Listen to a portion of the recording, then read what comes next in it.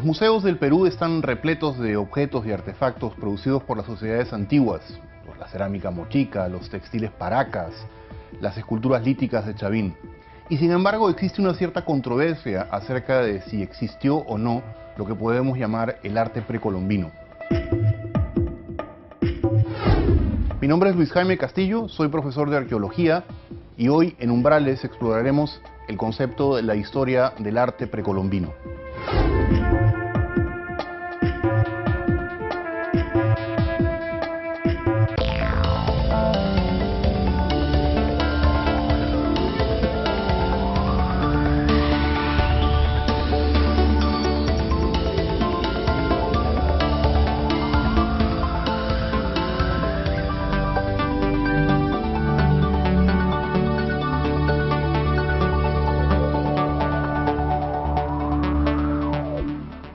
Cuando pensamos en los objetos producidos por las sociedades antiguas del Perú, tenemos evidentemente varios puntos de vista que a veces son divergentes.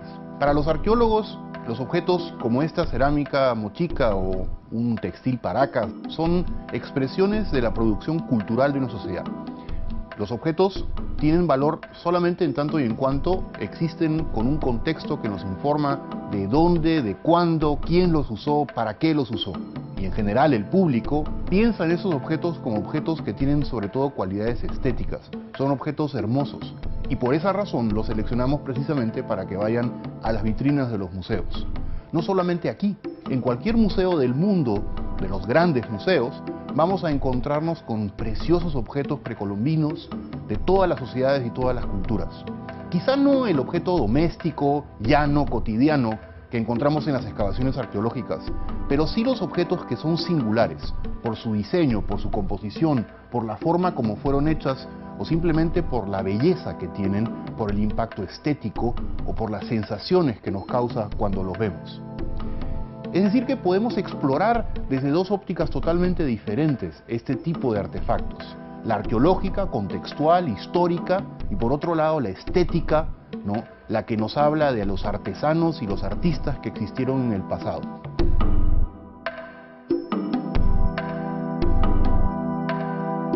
Estamos en el Museo Larco, en Pueblo Libre, con Andrés Álvarez Calderón, su director. Ustedes tienen que tener una postura muy clara respecto al arte precolombino. Lo que vemos en lo que llamamos arte precolombino, en las cerámicas, en los tejidos, en los metales, muchas veces no lo entendemos porque nosotros no estamos familiarizados con este tipo de símbolos que lo que están representando es la manera de entender el mundo por los antiguos peruanos. Si hablamos de nuestra manera de entender el mundo o nuestra cosmovisión que viene de la religión católica, nosotros podemos entender cómo es que en los cuadros, por ejemplo, del arte colonial peruano, generalmente se está representando símbolos religiosos vinculados a la vida de Cristo, ¿no? Es muy difícil ir a una iglesia o ir a un museo de arte colonial y ver un cuadro de arte colonial donde no está ocurriendo una escena religiosa. Vamos a decir, ¿conocemos algún cuadro de repente de algún perrito caminando por la Plaza de Armas de Lima en el siglo XVII? Francamente, es muy difícil encontrarlos. Eso incluso se le llaman cuadros profanos o prohibidos. ¿Por qué? Porque las artes en ese entonces eran artes dirigidas. Y así como el arte durante el siglo XVI, siglo XVII, siglo XVIII fue dirigido básicamente por la religión católica y básicamente lo único que se podía representar era la religión, de la misma manera, durante tiempos precolombinos, antes de los incas y durante todo el tiempo precolombino que duró aproximadamente 4.500 años, las artes fueron dirigidas por las élites religiosas y las élites políticas. Por eso, a veces nos preguntamos, ¿por qué toda la cerámica chimú fue negra? Bueno, porque la élite quería que sea negra. ¿Y por qué se representan solamente tales tipos de escenas? Porque esas escenas son las que están permitidas por las élites religiosas. Y esas escenas, lo que están representando es una narrativa de la manera como se entendía el mundo en ese entonces.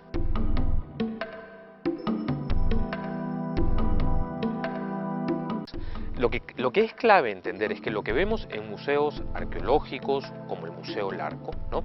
Son piezas que generalmente han sido muy buscadas en el campo de la arqueología. El arqueólogo está a la búsqueda de esta evidencia material llena de contenido, llena de información, para poderse ayudar a entender una manera de entender el mundo o de organizarse social, religiosa o políticamente. Existen unas piezas realmente de una factura y de una calidad estética inmensa vista a nuestros ojos occidentales del siglo XXI, pero piezas que nunca van a ser de mayor importancia de investigación o nunca van a ser las estrellas de un museo arqueológico, es decir, de un museo informativo, debido a que no tienen un contenido informativo.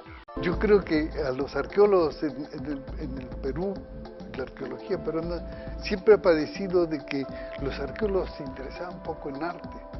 Y la explicación quizás la dio alguien que decía que en Grecia, en el mundo mediterráneo, se descubrió el arte y después se trató de encontrar la historia de la arqueología del asunto, ¿no es cierto? En cambio aquí se partió de la arqueología y de repente se encontraron con que era arte, que había arte también, ¿no? El proceso ha sido un poco distinto. Claro, los arqueólogos tenemos mucho problema para decir esto es mejor que lo otro. Todo lo vemos como una expresión cultural y como una expresión a la larga de la creación de las sociedades. Pero ciertamente hay cosas que son excepcionales. ¿Qué valor hace que algo sea excepcional?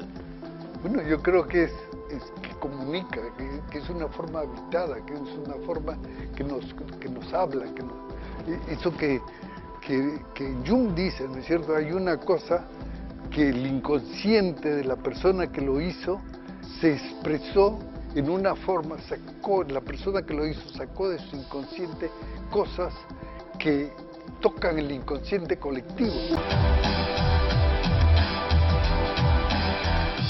Estamos con la profesora Johanna Hamann de la Facultad de Artes de la Universidad Católica. Tú cuando vas a un museo o visitas un sitio arqueológico, ¿sientes que lo que se exhibe ahí, lo que se presenta, lo que se produjo, fue el resultado de un proceso artístico? Yo creo que es arte y que es parte de un proceso vivencial de gente que sabía cómo estaba viviendo en su territorio, con su territorio y con su comunidad.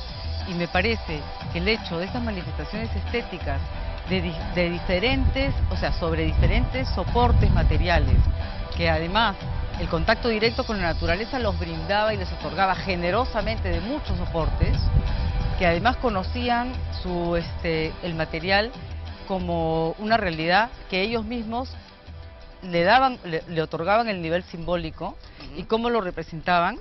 Yo creo que es siempre aprender de ellos como artista contemporánea, es lo único que nos queda. Y que a través de esos objetos precolombinos y de esa iconografía, que además me parece a mí que como el lenguaje es muy elaborado en el sentido de la síntesis, y la abstracción, que no tenían los conquistadores cuando vinieron y que impusieron una representación mimética donde casi dejaron por el suelo y escindieron lo que era la mentalidad creativa de la relación con la naturaleza, la relación con el entorno, la relación con el territorio, el diseño y el símbolo.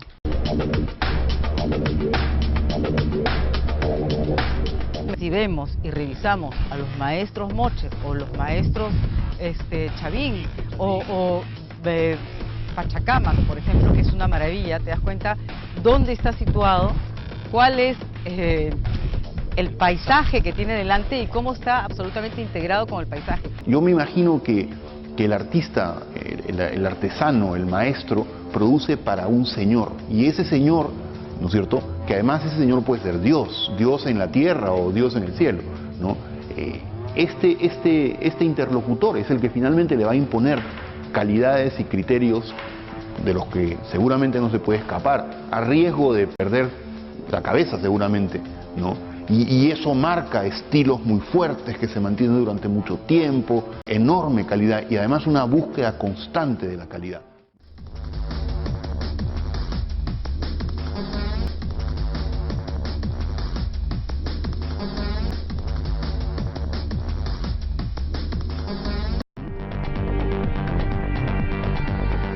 el arte precolombino, o sea, los objetos creados por sociedades precolombinas del pasado, ¿son objetos artísticos para ti? Para mí, en el sentido que el concepto de arte es un concepto moderno, es un concepto occidental, sí, los mejores ejemplos de la artesanía están en un proceso de llegar a una altitud de arte.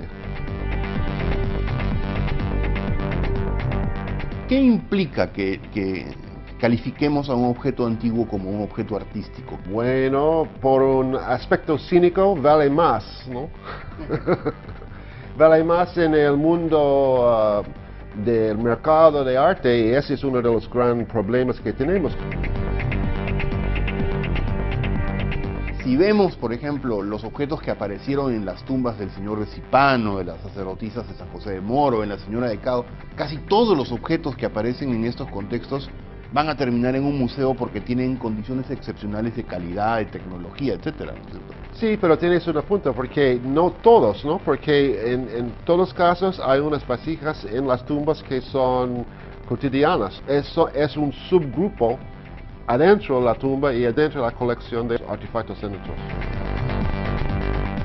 Y este me imagino que es un debate, además, que en un museo está presente, ¿no es cierto? La decisión de qué cosa va y qué cosa no va, sí, va a tener un efecto, ¿no es cierto? Publicar un libro sobre cerámica antigua y poner en la carátula una pieza va a aumentar su valor automáticamente. Es un gran problema, sí.